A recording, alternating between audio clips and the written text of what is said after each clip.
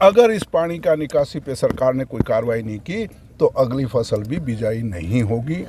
और तीसरा, फिर मेरे को अंदेशा इस बात का है क्योंकि यहाँ वाटर लेवल ऊंचा आ चुका है और अगर ये पानी का निकासी नहीं की गई तो यहाँ परमानेंट सेम बन जाएगी और परमानेंट सेम बन जाएगी, लोग भूखमरी के कगार पे आ जाए। तो सरकार को चाहिए फौरी तौर पे इस बांध को बांध कर, चाहे कितने भी आपको इस पे जो मोटरें लगाकर, और मैं एक उदाहरण देना चाहूँगा इस बात के, जो करने की नीयत हो तो हमारे कांग्रेस के राज में जोतावाड़ी और लोहगढ़ में 1200 एकड़ में सेम थी।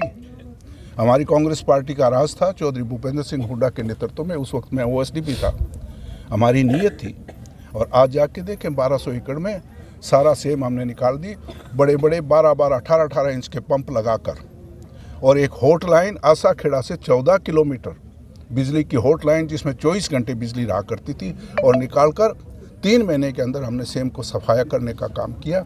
अगर सरकार की नीयत हो तो मैं उनसे उम्मीद करूंगा, निवेदन करूंगा कि आप सत्ता में हो, और ख़ास तौर पर मैं जो यहाँ के उप मुख्यमंत्री हैं जिनके पास रेवेन्यू विभाग भी है, तो उनको ये कहते हैं कि हमारा गृह जिला है, तो इस गृह जिले की सुध लें और आके यहाँ जायजा लें, इनका मुआयना करें, लोगों को मुआवजा दिलाने का काम करें। हाँ, सब कुछ मैं मानता हूँ, सब मुआवजा करें, कम से कम 50,000, और उसके साथ साथ जो ट्यूबवेल नुकसान हुए ट्यूबवेल का खर्चा, और जिस साथी के मकान का नुकसान हुआ है उसके मकान का भी मुआवजा दिया जाए, तब जाके कुछ राहत मिलेगी। तो बाकी बात हमारे विधायक उप मुख्यमंत्री ने कहा है कि मकानों का तो मुआवजा कोई ऐसी गाइडलाइन ही नहीं है। नहीं, गाइडलाइन सरकार बनाया करती है, कानून बनाने का काम सरकार का है। सरकार किस लिए बनाई जाती है? सरकार इसलिए बनाई जाती है कि कानून बनाए जाएं। अगर जो गलत कानून है उसको ख़त्म करने का काम भी सरकार की कलम है, और बनाने का काम भी। अगर कानून नहीं है तो ये सरकार का काम है कानून बनाने का। ऐसी कोई चीज़ नहीं है कि जो ना हो सके। सरकार की नीयत होनी चाहिए, तजर्बा होना चाहिए, काम करने की इच्छा होनी चाहिए। इन्होंने तो काम करना नहीं ना, राजस्थान में जाके यहाँ से अपनी लूटपाट करके अब नई चरागाह ढूंढने के चले गए। राजस्थान में जाके अपना खोल दिया कि जी हम वहाँ रणघोष करेंगे। अरे रणघोष करना है तो ये आपको लोगों ने यहाँ मौका दिया ना, यहाँ सेवा करो ना। पर के सेवा किसने करना है? उनके हर विकास के काम में भ्रष्टाचार की बू आ रही है। नहरों की खुदाई, आज खुद नहर बनी है, तीसरे दिन टूटने का काम कर रही है।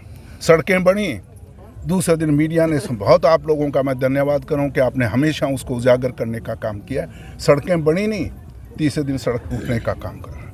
इनकी नीयत आज वो मैं कल एक डिबेट पे था तो जजपा के आदमी ने कहा जी, उनसे पूछा कि आपने सरसा में क्या काम किया, तो कहा जी हमने सबसे बड़ा काम किया है कि सरसा के अंदर हम रेस्ट हाउस बना रहे हैं। उस रेस्ट हाउस से आपका क्या भला होगा, मेरे को बता तो सब लोग 25 करोड़ रुपया उस रेस्ट हाउस में खर्च करने का काम कर रहे हैं। ऑलरेडी रेस्ट हाउस बना हुआ, 16 साल पहले बना है रेस्ट हाउस। क्या 16 साल में कोई मकान खराब हो जाता है? क्या आप मकान बनाते हो 50-50, 100 साल तक मकान चलता है? 16 साल पहले रेस्ट हाउस बना है, उसमें 12 कमरे हैं, नया बढ़ा दिया। क्यों? उसके पीछे कुछ सोच और है। अगर बनाना ही था तो शहर के अंदर नगर परिषद की बिल्डिंग नहीं है, वो बनाते। ये 25 करोड़ रुपए इस ड्रेन की सफाई और इसको खदाई पक्का करने का काम कर देते तो शायद ये आज नौबत। नीयत नहीं है। इन लोगों ने हमेशा यहाँ गृह जिला कह के चौधर के नाम से वोट लिया है, सेवा नहीं की है। रास्ता लोगों को अब फैसला करना पड़ेगा। अगर आप चौधरी चुनना चाहते हो, चौधर देना चाहते हो और चौधरी चुनना चाहते हो तो रास्ता है जजपा, लोकदल और बीजेपी। और अगर आप सेवक चुनना चाहते हो और सेवा चाहते हो तो रास्ता सिर्फ और सिर्फ है कांग्रेस पार्टी। और हरियाणा के किसान और मजदूर का कोई भला कर सकता है तो वो है सिर्फ और सिर्फ एक शख्स, चौधरी भूपेंद्र सिंह हुड्डा। अगर आप भला चाहते हैं हम तो राय दे सकते हैं, चलना काम आपका है। देखिए, जिस प्रकार से अभी डॉक्टर साहब ने पूरे विस्तार से आपको बताया, उसी कड़ी में मैं आपको बताना चाहूँगा एक बात और इसमें ऐड करना चाहूँगा कि ये जो पूरा परिदृश्य आज हम देख रहे हैं इसका कारण सिर्फ भ्रष्टाचार है। पिछले दिनों हमने जानकारी प्राप्त की कि ये जो हिसार घग्गर ड्रेन है इसकी सफाई के लिए करोड़ों रुपए खर्च किए गए हैं।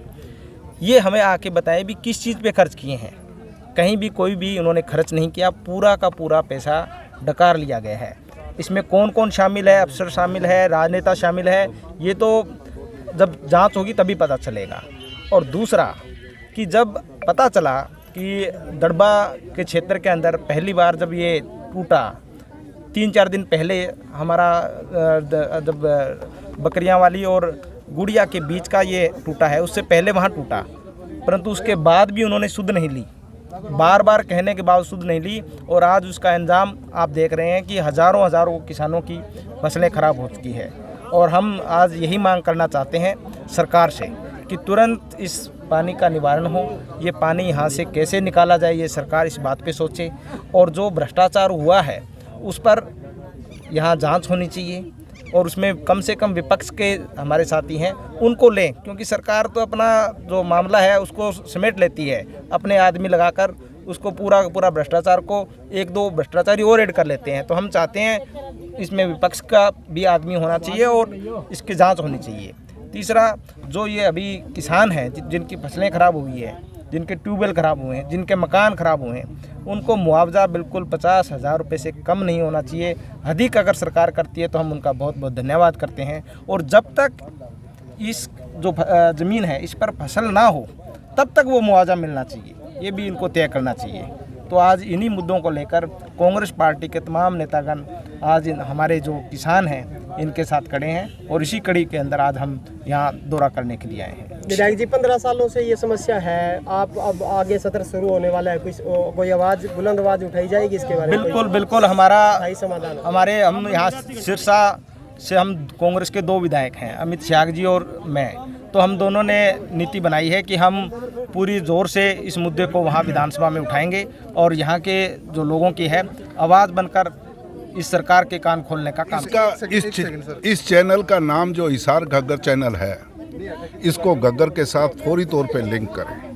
अगर इसको लिंक कर देंगे और ये पानी सारा घग्गर में चला जाएगा, फिर कभी भी यहाँ बाढ़ आने का काम नहीं करेंगे, मैं दावे के साथ कह सकता हूँ। इसलिए इसका नाम ही हिसार घग्गर लिंक चैनल है।